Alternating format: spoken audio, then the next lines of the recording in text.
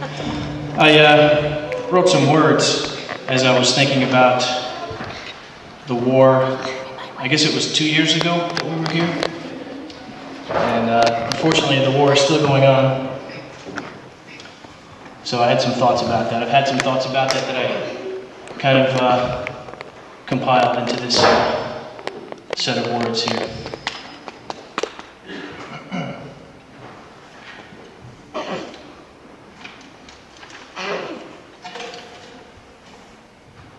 Young men on the battlefield, to their fragile bodies the bullets don't yield. They pierce and take the last breath. It ends in a pool of blood and death.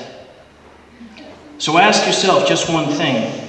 Why do we go to war? Because of some right wing who wants to fight? But where is he? Well, he's at home sipping tea. And on the battlefield, there are the poor, young, white, black, native, Asian, Hispanic, dodging bullets in a fright and a panic. In some desert in the sweltering heat. Something about this picture seems incomplete. So stop, take a minute. Say, Mr. Obama, if you continue this war, we're not with it. Because the things that I think about when in my bed I lie are the children that die and the children that cry. Cries that cannot be consoled because the child is only 5 years old. And he wonders why his life is so harsh. Why they drop bombs on his front porch. And his parents, when they hear the cries, their ears burn because they know that their child will never learn because there is no school, much less cell phones with ringtones to choose from that are cool. And back here at home, we have mothers and fathers working for less than $10 an hour, trying to pay the water bill for a hot shower.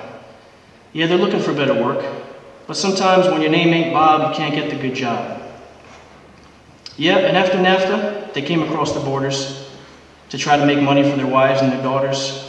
They're living back home. They can't even call. They don't have a long-distance telephone.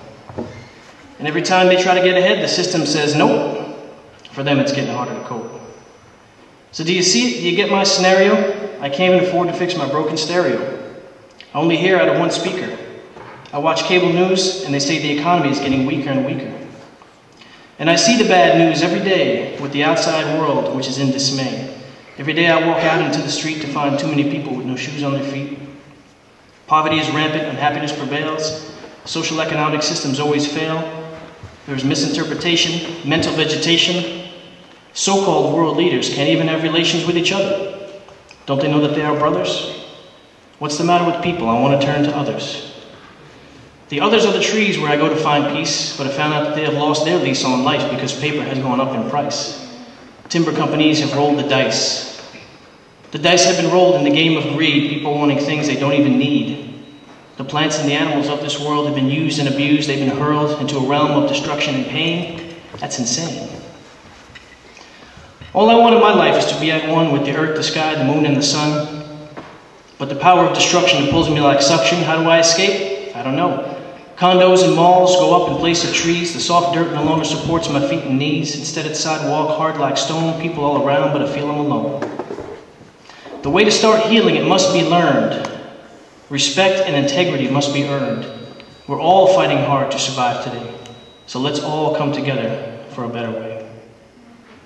Woo! All right.